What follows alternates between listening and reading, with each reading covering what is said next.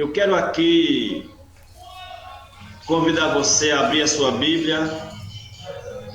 Abra sua Bíblia para nós lermos o que está escrito no livro do Apocalipse, capítulo 1. Apocalipse, capítulo 1, versículo de número 1. Apocalipse, capítulo 1, versículo 1 diz assim: Revelação de Jesus Cristo, a qual Deus lhe deu para mostrar aos seus servos as coisas que brevemente devem acontecer. E pelo seu anjo as enviou e as notificou a João, seu servo. Amém? Apocalipse capítulo 1, versículo 19 diz assim ainda: Escreve as coisas que tens visto, e as que são, e as que depois destas hão de acontecer. Amém, irmãos e irmãs? Palavra de Deus que nós lemos no livro do Apocalipse. Apocalipse capítulo 1, versículo 1 e o versículo 20. O livro do Apocalipse, ele é um livro extremamente misterioso para algumas pessoas. O livro do Apocalipse, ele é um livro onde as pessoas, algumas pessoas temem a leitura deste livro. Algumas pessoas temem as revelações que estão escritas, que estão profetizadas no livro do Apocalipse. Porém, meus irmãos e minhas irmãs, a mensagem do Apocalipse não é uma mensagem para causar temor. A mensagem do Apocalipse não é uma mensagem onde o propósito dela não é causar temor nas pessoas. Não.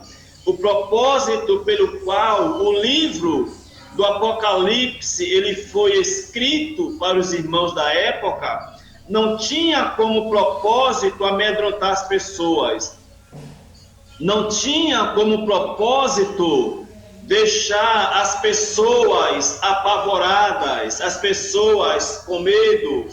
Mas, infelizmente, a visão que a religião colocou nas pessoas acerca do livro do Apocalipse é uma visão de medo. As pessoas, inclusive, muitas pessoas, quando ouvem falar no livro do Apocalipse, algumas delas têm medo por conta de algumas palavras, por conta de algumas passagens interpretada de forma equivocada. Mas o propósito do Apocalipse não é causar medo. O propósito do Apocalipse é transmitir uma mensagem de consolação para a igreja. Isto mesmo, quando esse livro do Apocalipse ele foi escrito às igrejas da Ásia, o propósito era consolar os irmãos. E por que consolar? Consolar porque a igreja, os nossos irmãos, eles estavam enfrentando adversidade. Isto mesmo, consolar porque os irmãos, eles estavam enfrentando perseguição do Império Romano, perseguição cultural, perseguição religiosa. Então, a igreja, na época em que o Apocalipse foi escrito, ela estava sob uma grande perseguição.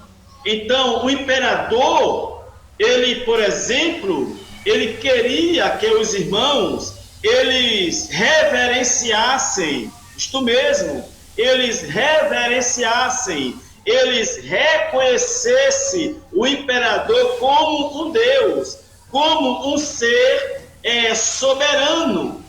E a igreja que não se prostrava E a igreja que não se rendia à adoração ao imperador, existia o culto ao imperador, mas a igreja, ela não se prostrava, a igreja, ela não se rendia, a igreja, ela permanecia firme, forte e fiel à palavra de Deus. E foi justamente a fidelidade a Deus, a fidelidade à palavra de Deus, que levou a igreja a ser perseguida pelo Império Romano. Os irmãos, eles eram jogados nas arenas para serem comidos por leões. Os irmãos, eles eram mortos.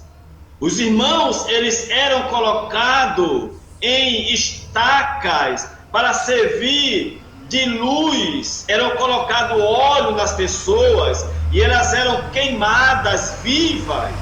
Isto mesmo. Eram queimadas vivas por não se prostrarem ao Império Romano. As pessoas, elas eram perseguidas brutalmente, eram caçadas pelo Império Romano. Mas mesmo assim a igreja permanecia fiel. E o propósito pelo qual o Apocalipse ele foi escrito é para consolar os irmãos, para exortar os irmãos, para encorajar eles a permanecerem fiéis a Deus, mesmo em meio à tribulação, mesmo em meio à perseguição. E aqui nesse momento eu quero liberar para você uma palavra de Deus. Permaneça fiel. Amém? Mesmo em meio à adversidade, mesmo em meio à perseguição, mesmo em meio à luta, mesmo em meio à adversidade, permaneça fiel ao Senhor, porque se você permanecer fiel, se você permanecer fiel a Deus, mesmo na tribulação, mesmo na adversidade, pode ter certeza que o milagre vai acontecer.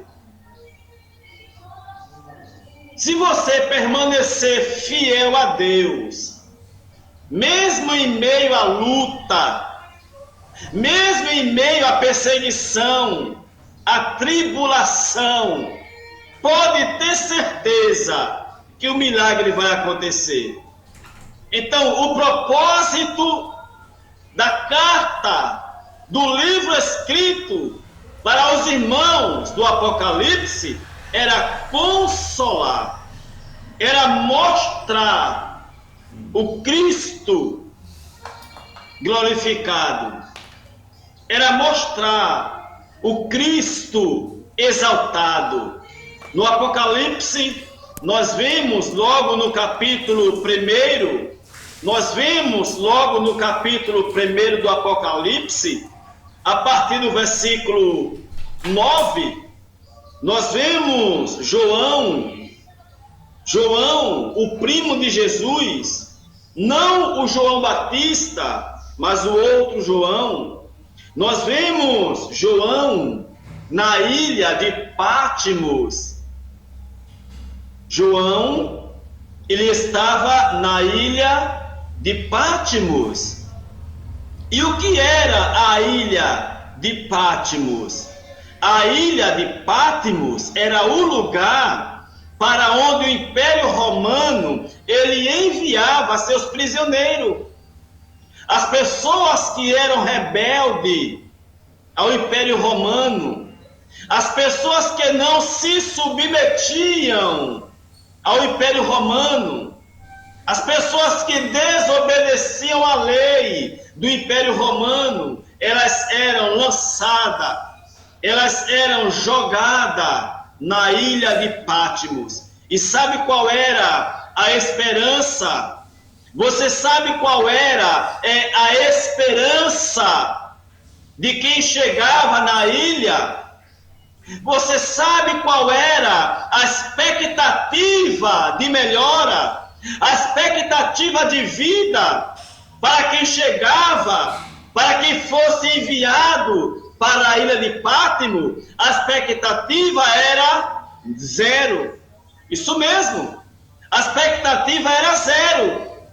Quando alguém era lançado, era conduzido, era levado para a ilha de Patmos, não havia mais esperança para aquela pessoa. Não havia mais possibilidade para que aquela pessoa saísse com vida daquela ilha. E quando alguém conseguia sair com vida, era um milagre. Talvez você olhe para a sua situação e você pense, não tem saída. Talvez você olhe para o seu problema e você diga, não tem solução. Mas eu estou aqui para lhe dizer, em nome de Jesus, que Deus é Deus de milagre. Amém? Eu estou aqui como um mensageiro de Deus para a sua vida, para lhe dizer que Deus é Deus de milagre. Eu estou aqui em nome de Jesus para lhe dizer que Deus é Deus de milagre. Ainda que você não tenha mais esperança, ainda que você não tenha mais expectativa de melhoras, mas eu quero lhe dizer o que está escrito em Jó, capítulo 7, versículo 14. Há esperança para a árvore que, se for cortada ao cheiro das águas, ela renovará, ela brotará e tornará a dar fruto. Eu quero lhe dizer o que está escrito em Romanos capítulo 12 e o versículo 12. Romanos 12 e o 12.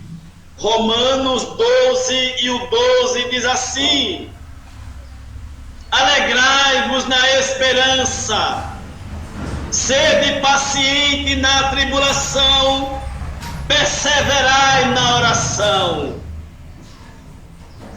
Talvez você não esteja em uma ilha de Patmos física, entende?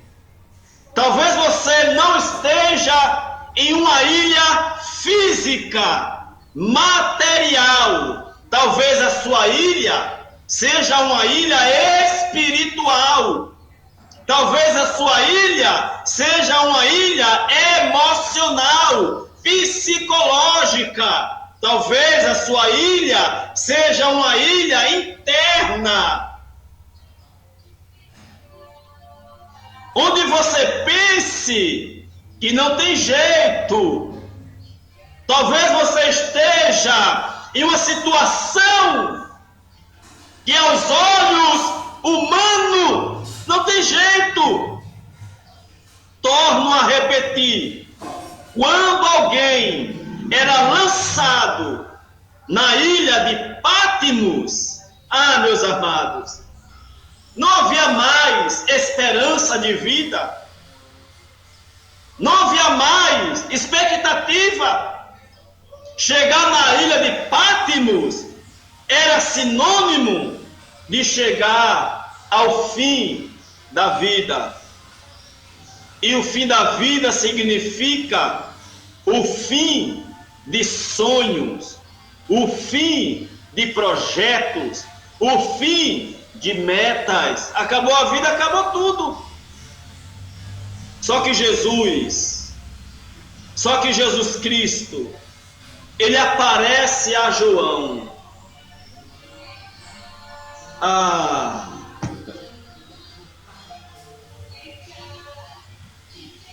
Só que Jesus, ele aparece a João na ilha de Pátimos. E Jesus diz a João: eu sou o primeiro e o último. Eu estive morto, mas eu revivi. Eu venci a morte e o inferno.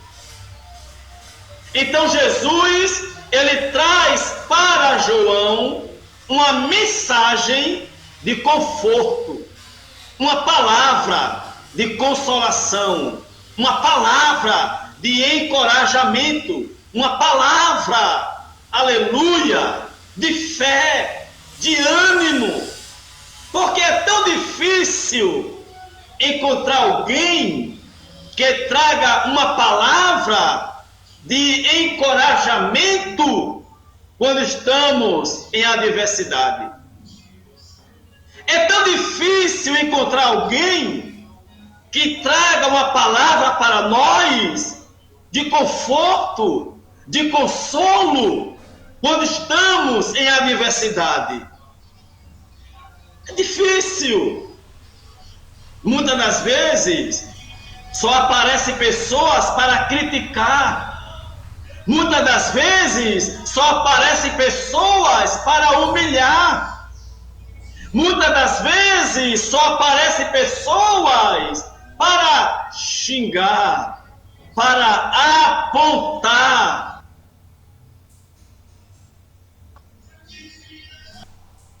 Lembra? O Jó estava na prova. Você lembra quando Jó estava na adversidade? Você lembra o que os amigos de Jó diziam? Você lembra? Você lembra que os amigos de Jó acusavam Jó de culpado? Acusavam Jó de estar em pecado por estar passando por aquela situação. Você lembra? É assim. Infelizmente é assim. Muitas pessoas, quando você está na prova, elas vêm com pedra. Elas vêm com palavras duras, de acusações. Jesus não. Jesus é diferente. Jesus é diferente. Ah, irmãos, as palavras de Jesus são doces como mel. As palavras de Jesus é refrigério para a sua vida.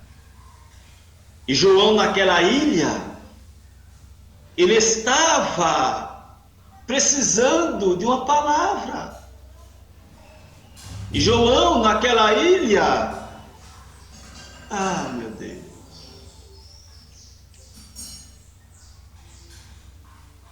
ele estava sem esperança. João, naquela ilha, ele estava sem expectativa de vida. Irmãos, nem João imaginava que um dia ele fosse ser lançado naquela ilha.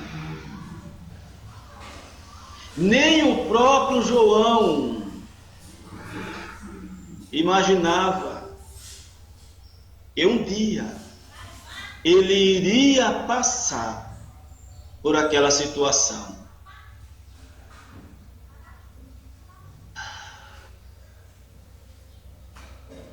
Talvez você esteja passando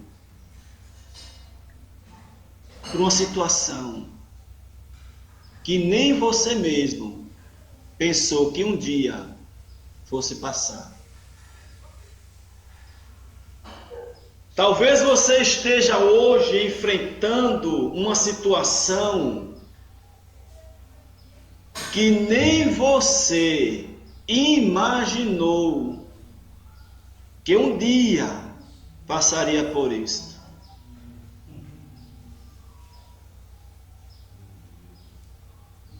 Isto é a vida. Bem-vindo a ela. Esta é a nossa jornada existencial, cheia de surpresas.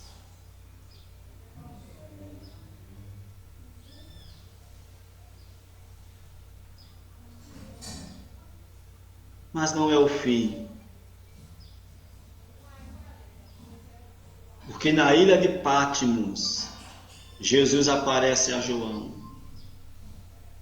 com uma palavra de encorajamento, de conforto, de consolação.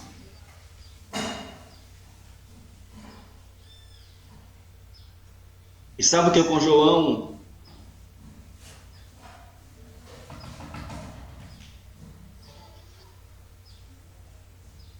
Os estudiosos, as pessoas que estudam a história da igreja, os estudiosos dizem que João, ele foi jogado em um tonel cheio de óleo quente. E João não morreu na ilha de Patmos. João, ele não morreu na ilha de Patmos.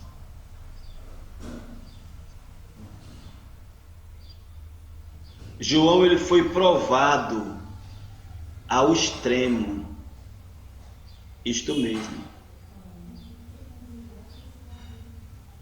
João foi provado até a última consequência.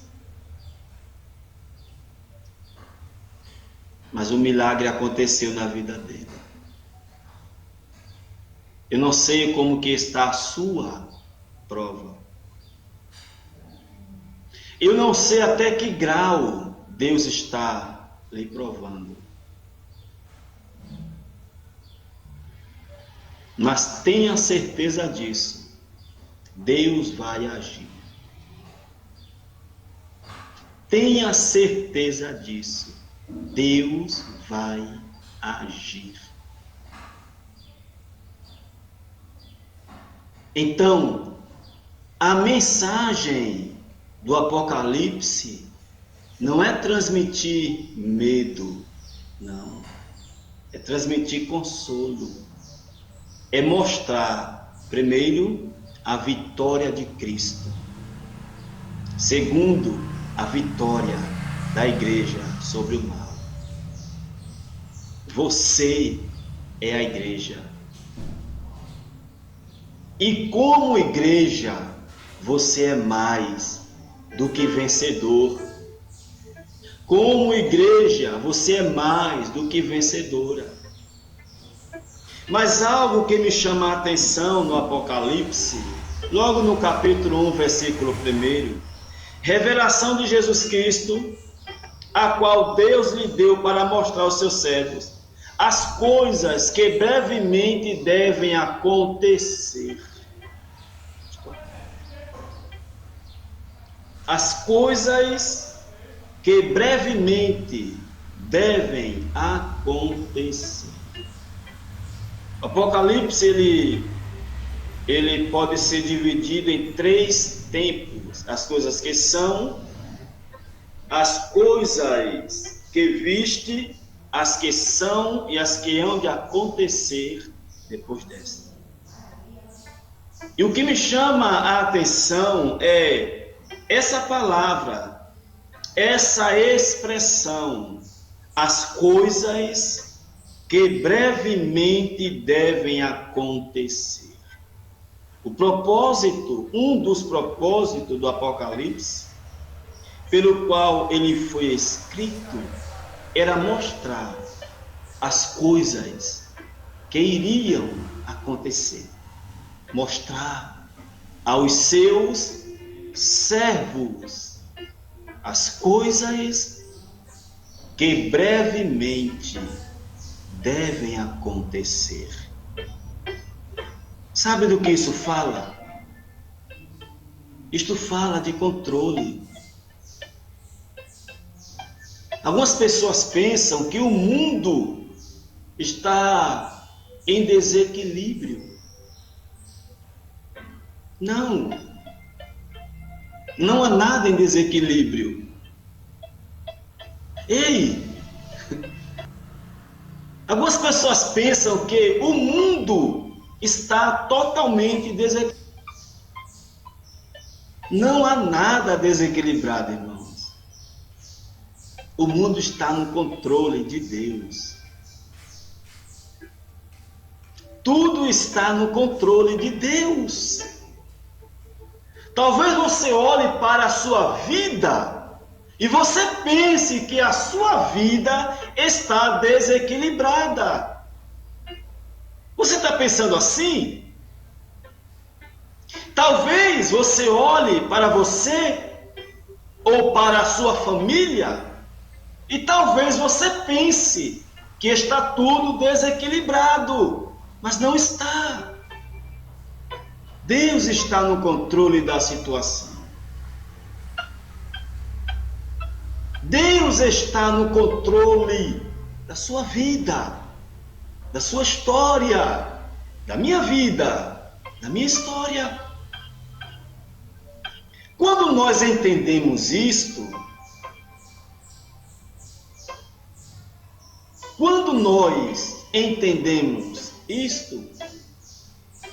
nós não agimos por precipitação. Quando nós entendemos que o controle da nossa vida está em Deus, que Deus tem o controle de todas as coisas. Primeiro, nós não nos desesperamos. Não. Lembra do Salmo 125? Os que confiam no Senhor são como os montes Sião. Ei!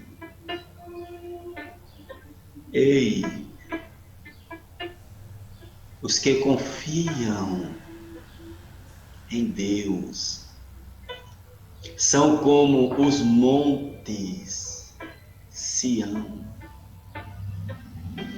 que não se abalam. Ei! A adversidade não pode abalar a nossa fé em Deus. A luta, os problemas não podem abalar a nossa fé no Deus vivo. Os que confiam no Senhor serão como o monte Sião, que não se abalam, mas firme permanecem para sempre. Salmo 20, versículo 7. Uns confiam em carro, outros em cavalo. Mas nós, disse o salmista, confiaremos no Senhor. Mas quando nós não entendemos,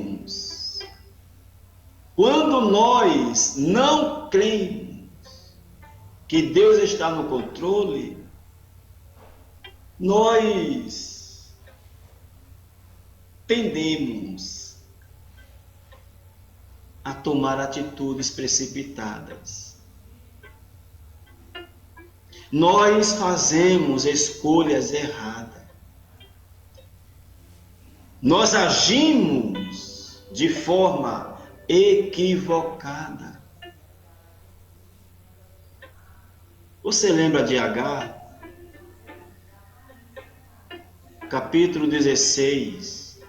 Leia Gênesis 16. Leia Gênesis 16. Lembra de Agar? Agar, ela era uma empregada de Abraão e de Sara. Abraão e Sara não podiam ter filhos, porque Sara era estéril, Abraão era adiantado na idade. Eles queriam muito ter um filho, Abraão queria muito ter um filho, mas Sara era estéril, Sara não podia gerar um filho. E Sara, ela entra em um acordo com Abraão, para que Abraão tenha relação com Agar, e assim deu um filho para eles. E Abraão, ele ouviu o conselho de Sara, e teve um filho com Agar. Quando Agar, ela está grávida, ela começa a se engrandecer dentro da casa, sabe? Ela começa agora a querer ser mais do que Sara. E houve uma discussão, brigas. E Sara começou a humilhar Agar. Sara começou a desprezar Agar. Sara começou a xingar Agar. Gênesis 16.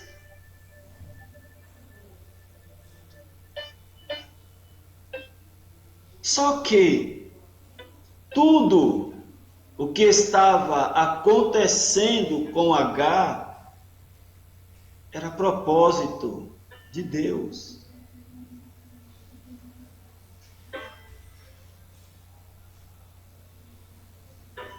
Tudo o que estava acontecendo na vida de Agar era propósito de Deus. Mas Agar não entendeu isto. E Agar foge. Lembra? Agar juntou os trapos dela e saiu de casa.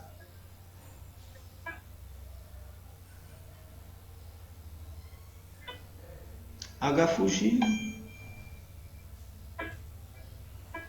Lá no deserto, Deus manda um anjo falar com Agar. Deus agora lá no deserto, ele envia um anjo para falar com Agar. Agar estava com o menino, Ismael. Acabou-se o pão, acabou a água. Agar agora está sem nenhuma esperança. Para Agar, ali havia tudo acabado. Ela, para não ver o menino morrer, ela deixa o menino. Sabe?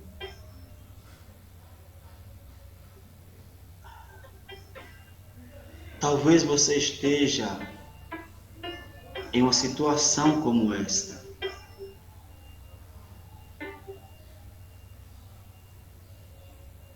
Agar não era para sair da casa de Sara. Agar, ela agiu por precipitação. E diz a Bíblia que Deus manda um anjo até Agar e diz: Agar, ei, diz a Bíblia que o anjo, ele abriu os olhos de Agar e ela viu ali no deserto uma poça de água.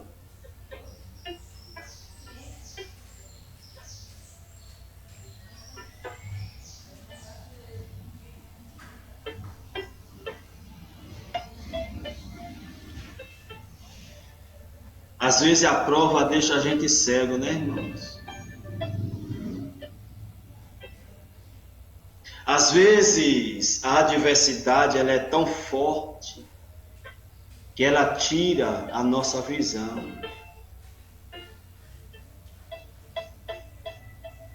Às vezes a adversidade é tão grande que você só enxerga problema. Você não vê nem a poça de água que está tão perto. Você só consegue enxergar problemas. Você só consegue enxergar adversidades. H estava assim, H não viu nada naquele deserto. Mas o anjo abriu os olhos dela. Ele mostrou uma poça de água.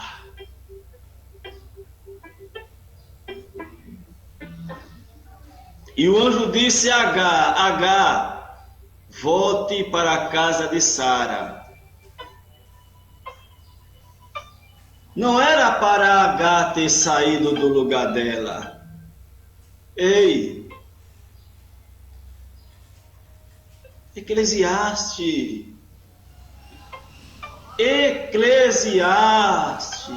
está escrito, levantando-se contra ti o espírito do governador, não deixe o teu lugar.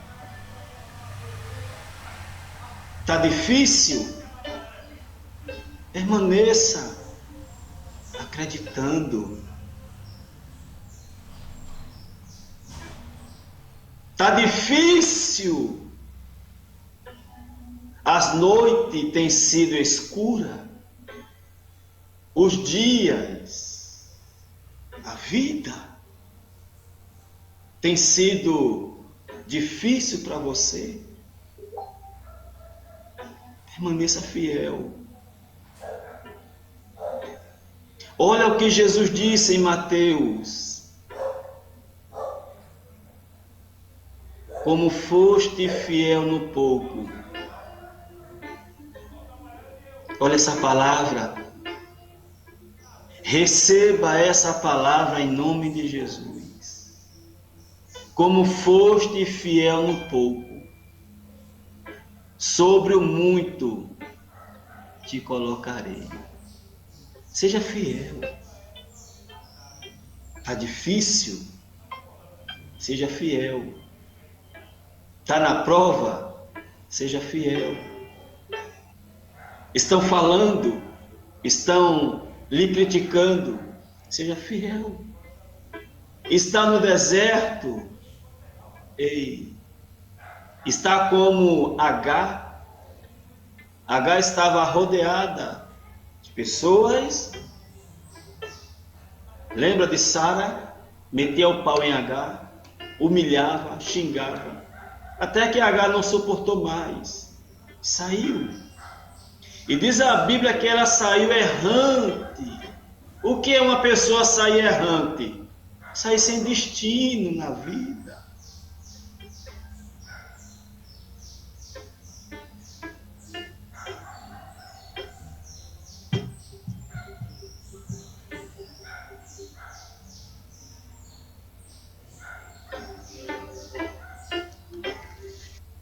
Salmo 46.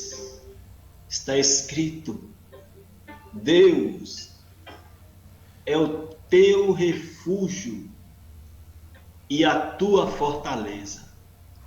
Ele é o teu socorro bem presente na angústia. Pelo que não temerás, ainda que as águas rujam e se perturbem, ainda que os montes se abalem pela sua braveza. Há um rio cujas correntes alegram a cidade de Deus, o santuário das moradas do Altíssimo. Deus está no meio dela, não será abalada. Deus a ajudará ao romper da manhã. as nações se embraveceram, os reinos se moveram, ele levantou a sua voz e a terra se derreteu. Você crê que Deus vai levantar a voz dele a seu favor? Você crê que Deus vai falar a seu favor? Ele levantou a sua voz e a terra se derreteu. O Senhor dos exércitos está conosco. Vinde, contemplai as obras do Senhor. Que desolação tem feito na terra. Ele faz cessar as guerras até os confins da terra. Quebra o arco, corta a lança. Aquietai-vos. Sabei que Ele é Deus. Serei exaltado entre as nações. Serei exaltado sobre a terra. O Senhor dos exércitos está conosco. Ele é o Deus que está conosco.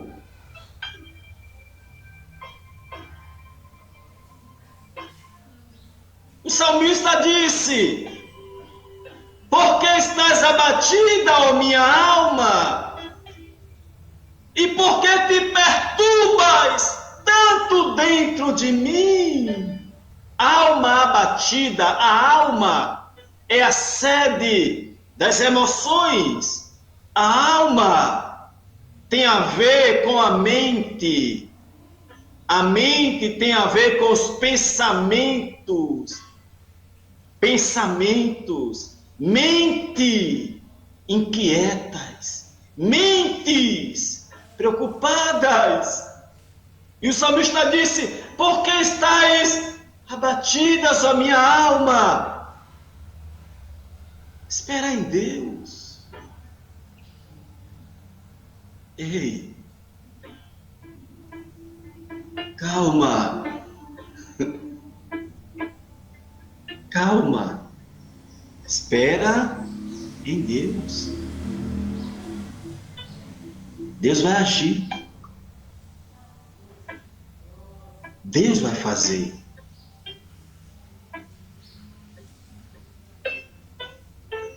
Então, a palavra de hoje, nesse exato momento, para a sua vida, para o seu coração, é esta: calma, Deus está no controle de todas as coisas. Apocalipse 1:1. Revelação de Jesus Cristo, a qual Deus lhe deu para mostrar aos seus servos as coisas que brevemente devem acontecer. Sabe o que é isto? Isso é controle. Nem pense que o mundo está desgovernado. Não. Nem pense que a sua vida está desgovernada. Não. Tudo está no controle de Deus. Não cai uma folha sem que Ele não permita.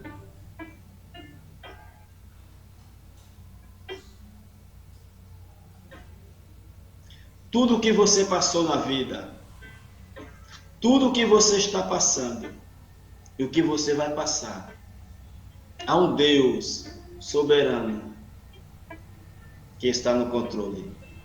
Isaías capítulo 6 diz assim: no ano em que morreu o rei Uzias, eu vi o Senhor assentado sobre um alto e sublime trono.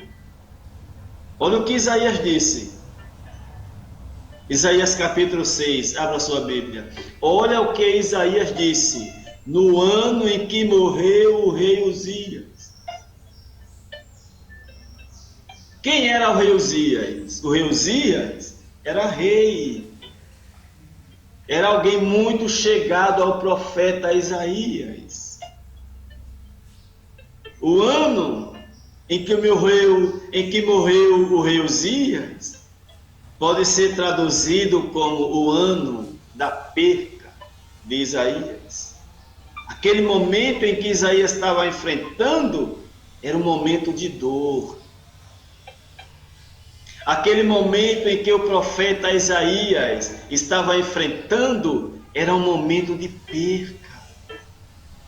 Era prova, era dificuldade, era problema. Isaías disse assim: no ano em que morreu o rei Uzias, eu vi o Senhor assentado sobre um alto e sublime trono. Sabe o que é isso, irmão? Isto é revelação. Ei, se prepare o seu coração, que Deus ele vai revelar. Isto mesmo. Assim como Deus, ele revelou a Isaías que estava no trono. O que é trono? Trono é sinônimo de governo. Trono é sinônimo de controle. Deus mostrou a Isaías que estava no controle da situação. Deus ele revelou a Isaías que Deus estava no controle da situação. Sabe o que vai acontecer com você? Sabe? Essa palavra é profética. Deus vai lhe revelar. Deus ele vai lhe mostrar que ele está no controle da sua vida. Deus, ele vai lhe revelar. Deus, ele vai lhe mostrar que ele está no controle dessa situação que você está passando. Você crê nisso? Você acredita nisso?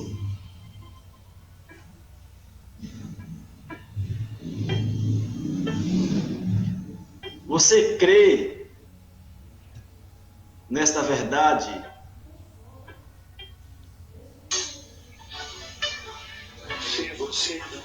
Você acredita nisso?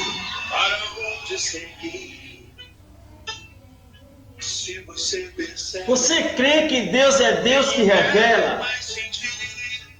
Você crê que Deus vai lhe revelar que Ele está no controle da sua história?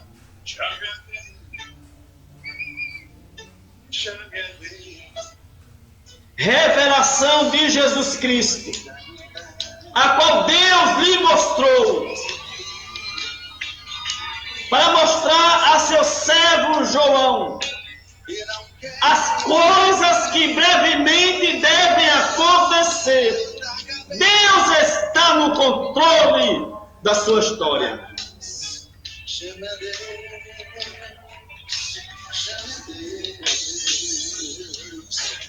Deus que toma vista, com a voluntade. Ele cura a ferida, se liberta. Eu quero mandar paz para a nossa irmã Edivalda. Irmã Edivalda, Deus está no controle da sua vida. Deus está no controle da sua história. Quero mandar paz para a nossa irmã Elizabeth e dizer: irmã Elizabeth, Deus está no controle da sua história. Deus está no controle da sua vida. Quero mandar paz para a nossa irmã Ana Cláudia. Minha irmã Ana Cláudia, eu quero lhe dizer que Deus está no controle da sua história. Deus está no controle da sua vida. Quero mandar paz para nossa irmã Rosemary e dizer que Deus está no controle da sua história. Deus está no controle da sua vida, irmã Rosemary. Quero mandar paz para nossa irmã Maria. Minha irmã Maria, Deus está no controle da sua história. Deus está no controle da sua vida. Quero mandar paz para o nosso irmão Giliado. E quero dizer, meu amado, que Deus está no controle da sua história e da sua vida. Quero mandar paz para nossa irmã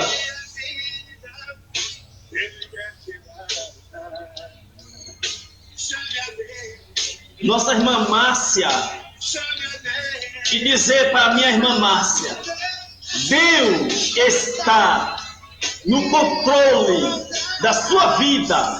Deus está no controle da sua história. Quero mandar paz para a nossa irmã Flaviana. Minha irmã Flaviana, eu quero lhe dizer que Deus está no trono, no controle, no comando da sua vida e da sua história. Meu irmão Tiago, eu quero lhe dizer, em nome de Jesus, que Deus está no controle da sua história e no controle da sua vida. Minha irmã Maria, eu quero lhe dizer que Deus está no controle da sua história, no controle da sua vida. Minha irmã Lindy, Deus está no controle da sua história, no controle da sua vida.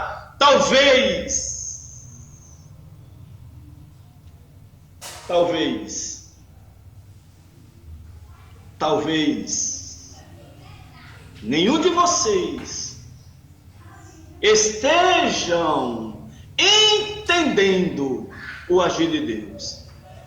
Talvez nenhum de vocês estejam compreendendo nada do que está acontecendo em vossas vidas.